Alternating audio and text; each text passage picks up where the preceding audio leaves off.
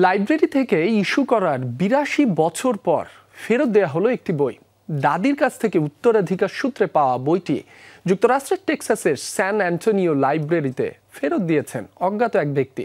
ছোট্ট চিরকুটে বইটির বিলম্বিত জরিমানা না নেওয়ার অনুরোধ করে জানান, দীর্ঘ এ সময় পর এই অর্থ পরিশোধ করতে পারবেন না তার দাদু। জেনেক্সে শিফট করো, লাইফকে লিফট করো। আমি আশা করছি এই বই ফেরত দিতে কোনো জরিমানা গুনতে হবে না, কারণ তা আমার দাদু আর পরিশোধ করতে পারবেন না। চিরকুটটি লিখে টেক্সাসের স্যান অ্যান্টোনিও পাবলিক লাইব্রেরিতে বই ফেরত দিলেন অজ্ঞাত একজন। আশ্চর্যের বিষয়, বইটি গ্রাহকের নামে ইস্যু করা হয়েছিল ৮২ বছর আগে। Your child, his family and friends নামের এ বইটি ১৯৪৩ সালের জুলাইয়ে লাইব্রেরি থেকে নিয়েছিলেন মেক্সিকো থেকে যুক্তরাষ্ট্রে পাড়ি জমানো মারিয়া দেল আলদ্রেতে। ১১ বছরের শিশুপুত্রকে সঙ্গে নিয়ে সদ্য মার্কিন মূল্যকে পা দিয়েছিলেন ওই নারী। এরপর কেটে গেছে দীর্ঘ সময়।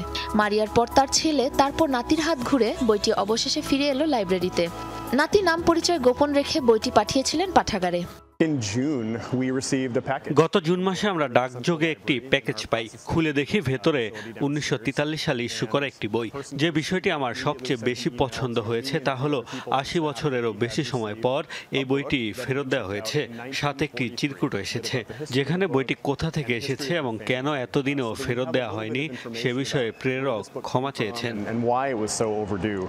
বইটি খুঁজে পাওয়ার বিস্তারিত বিবরণ, ফেরত দেওয়া ও এত বছর বিলম্ব হওয়ায় দুঃখ প্রকাশ করেন চিরকুটে PAAG সই করা ওই ব্যক্তি, যা পরবর্তীতে সোশ্যাল হ্যান্ডেল ইনস্টাগ্রামে পোস্ট করে লাইব্রেরি কর্তৃপক্ষ। স্যান অ্যান্টোনিও পাবলিক লাইব্রেরিতে কোনো বিলম্বিত জরিমানা নেই।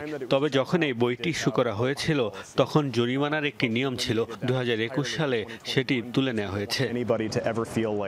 প্রচ্ছদে মলিন অক্ষরে ছাপা দৈনিক ৩ সেন্ট বিলম্ব ফির সতর্কবার্তা। সে হিসাবে দীর্ঘ ৮২ বছরে $১৬,০০০-এরও বেশি দাঁড়ায় বইটির জরিমানা মূল্য। তবে ৪ বছর আগেই বিলম্বিত ফি নেওয়া বন্ধ করে দিয়েছে কর্তৃপক্ষ। প্রাচীন এ বইটি বর্তমানে প্রদর্শিত হচ্ছে শহরের কেন্দ্রীয় গ্রন্থাগারে, যা এরপর বিক্রয়ের জন্য ফেরত দেওয়া হবে লাইব্রেরিকে। সাবরিনা নুসরাত, যমুনা নিউজ।